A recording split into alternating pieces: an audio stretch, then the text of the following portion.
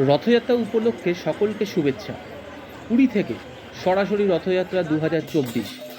পুরীর এই রথযাত্রায় ভারতবর্ষ ও বিশ্বের বিভিন্ন প্রান্ত থেকে প্রচুর ভক্তের সমাগম হয়। আনুমানিক প্রায় 50 লক্ষেরও বেশি পুণ্যার্থীরা আসেন এই রথযাত্রা উপলক্ষে। উড়িষ্যাবাসীদের প্রধান উৎসব হলো এই রথযাত্রা। এই রথযাত্রা বিশ্বের বৃহত্তম রথযাত্রা। সাধারণত আষাঢ় মাসে এই রথযাত্রা অনুষ্ঠানটি হয়ে থাকে। কত ভিড় টুপি নেওয়ার জন্য। আজ আমরা পুরীর রথযাত্রা রিক্সা করে গেছিলাম, তারই অভিজ্ঞতা এই ভিডিওতে রয়েছে।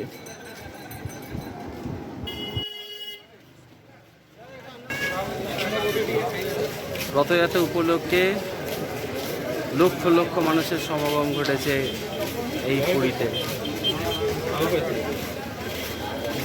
রিক্সা করে দেখতে চলেছি রথযাত্রা।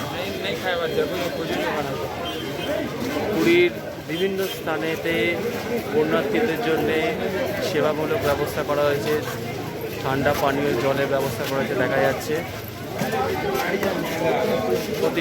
রথযাত্রা উপলক্ষে পুরীর বিভিন্ন অলিগলি সমস্ত বন্ধ করা রয়েছে, তাই বিভিন্ন স্থান দিয়ে যাওয়া অসম্ভব। কিছু কিছু জায়গা থেকে যাওয়া যাচ্ছে, তা আমরা রিক্সা করে যেসব জায়গাগুলো দিয়ে যাওয়া হচ্ছে যতটা দূর যাওয়া সম্ভব রথযাত্রাটা সে দেখার চেষ্টা করছি।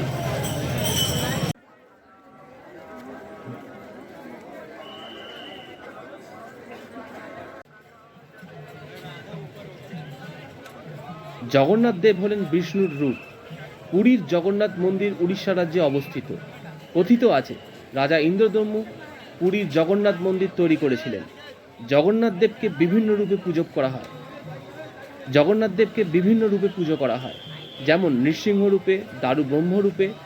তবে রথের সময় মহাপ্রভু জগন্নাথকে দধিবামন রূপে পুজো করা হয় এবং এই রূপে রথে তিনি ওঠেন। তিনটি বিশাল আকৃতির রথে জগন্নাথ মহাপ্রভু, বলরাম মহাপ্রভু ও সুভদ্রা মাকে নিয়ে ভিন্ন শবর উপজাতির পুরোহিতের পাশাপাশি মন্দিরের অন্যান্য পুরোহিত এই পুজো করেন। এই তিন দেবদেবীর তিনটি রথ পুরীর গ্র্যান্ড এভিনিউ হয়ে গন্ডিচার উদ্দেশ্যে যাত্রা করেন এবং সেখানে 7 দিন থাকেন।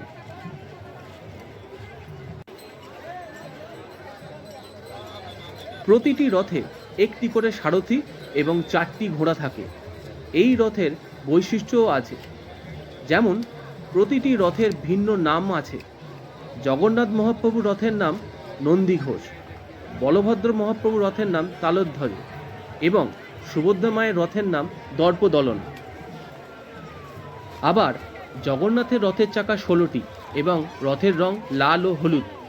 বলভদ্রের রথের চাকা 14টি এবং রথের রং লাল ও নীলাভ সবুজ। তেমনি সুভদ্রার রথের চাকা 12টি এবং রথের রং লাল ও কালো। জগন্নাথ, বলরাম, সুভদ্রার এই তিনটি রথের উচ্চতা হয় প্রায় যথাক্রমে 44 ফুট, 43 ফুট এবং 42 ফুটের মতন। প্রতিটি রথের সারথীদের নামও ভিন্ন। দারুক, মাতালি, অর্জুন এই 3 সারথি হল জগন্নাথ, বলরাম ও সুভদ্রার। ঠিক তেমনইভাবে প্রতিটি রথে 4টি করে ঘোড়া আছে, তাদের নামও রয়েছে এবং ঘোড়াগুলির রঙও আছে। যেমন জগন্নাথের ঘোড়ার রং সাদা এবং তাদের নাম হলো শঙ্খ, বলহক, শ্বেত ও হরিদাস্য। বলরামের ঘোড়ার রং কালো এবং তাদের নাম হলো তীব্র, ঘোড়া, দীর্ঘশর্মা, স্বর্ণনাভ এবং সুভদ্রার ঘোড়া লাল রঙের, এদের নাম হলো রচিক, রচিক, জিত, অপরাজিত। এই 3টি রথ যে দড়িতে বা রশিতে টানা হয় সেগুলির নাম রয়েছে। শঙ্খচূড় নাগিনী হল জগন্নাথ দেবের রথের রশি, বাসুকী নাগ হল বলরামের রথের রশি, স্বর্ণচূড় নাগ হল সুভদ্রার রথের রশি। বলা হয়ে থাকে এই রশি ধরে রথ টানলে মানব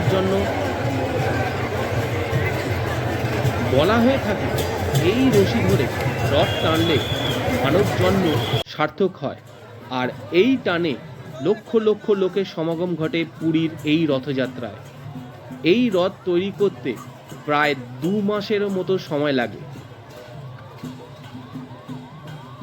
জগন্নাথ বলরাম ও সুভদ্রার রথযাত্রার আগে অর্থাৎ গুন্ডিচা যাত্রার আগে নানান অনুষ্ঠান হয়, যেমন বৈশী পঞ্চা। বৈশী পঞ্চা হলো জগন্নাথ দেব মন্দিরের আসন ত্যাগ করে মন্দিরের 22টি সিঁড়ি থেকে নামিয়ে এনে রথে তোলা হয় এবং মাসির বাড়ির উদ্দেশ্যে গমন করে। এইটিকে বলা হয় বৈশী পঞ্চা। এরপর রথযাত্রার সাথে সবচেয়ে গুরুত্বপূর্ণ নিয়ম, এই রথের সময় রাজা সোনার ঝাড়ু দিয়ে আগে রাস্তা পরিষ্কার করেন এবং এরপর রথ এগিয়ে চলে তাদের মাসির বাড়ির গন্ডিচার উদ্দেশ্যে। এই গ্র্যান্ড রোডে এখানে লক্ষ লক্ষ মানুষ আজ রথযাত্রায় এসছে। রথযাত্রা উপলক্ষে দেখুন এখানে ভোগ প্রসাদ খাওয়ানো হচ্ছে, সুন্দর ব্যবস্থা।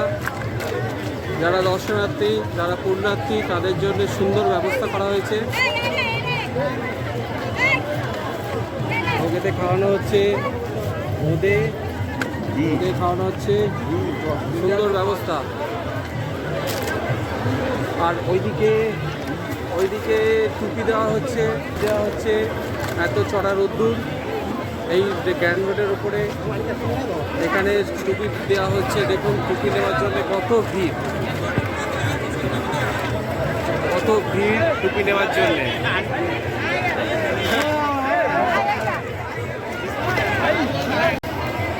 এই গ্র্যান্ড রোডের উপরে অনেক রথ দেখার জন্য গাড়ির উপরে বারান্দার মতো ছাউনি করা আছে, এখানে বসে রথ দেখার একটা সুব্যবস্থা করা হয়েছে। যতদূর সম্ভব এইটা মনে হয় কোনো মূল্য নির্ধারণ করেই হয়।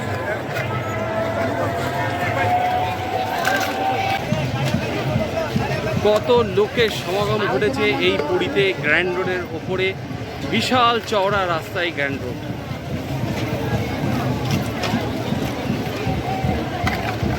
এবং গ্র্যান্ড রোডের ডান দিক বাঁ দিক তাকালেই দেখা যাবে যে ভলেন্টিয়াররা অনেক ধরনের কাজ, সেবামূলক কাজ করে চলেছে প্রতিনিয়ত। পুরীতে আজ লোকের লোকারণ্য, আনুমানিক প্রায় 30-40 লক্ষের ওপরও লোক হয়েছে এই রথযাত্রাতে। কত লোক ভারতবর্ষের বিভিন্ন প্রান্ত থেকে, এছাড়াও উড়িষ্যার লোকাল অনেক লোকেরা আসেন এই রথযাত্রা উপলক্ষে। এখানে আস্তে আস্তে আমরা এসে গেছি মন্দিরের কাছে। দেখা যাচ্ছে 3টি রথ দাঁড়িয়ে আছে।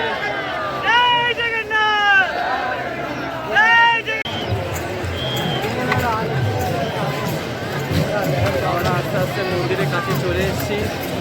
এখানে জগন্নাথ বলরাম সুভদ্রা দাঁড়িয়ে আছে গ্র্যান্ড রোডের উপরে।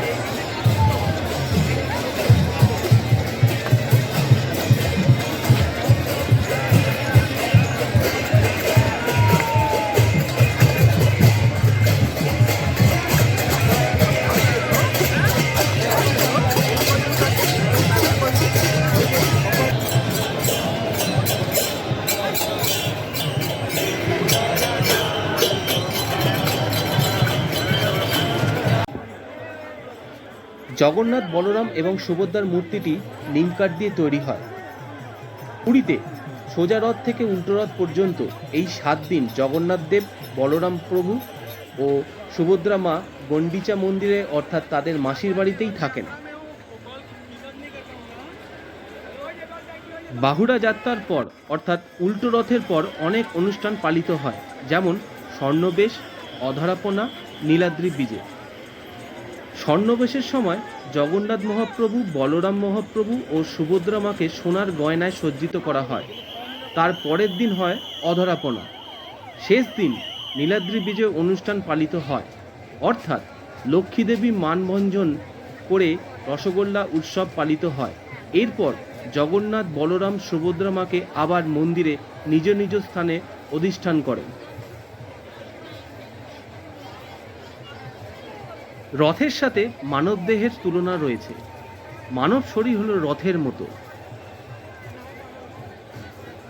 প্রাণীর শরীরের অদৃশ্য অঙ্গ হলো মন, যা দেখা যায় না, কিন্তু এই মনই শরীরের সব থেকে শক্তিশালী অংশ।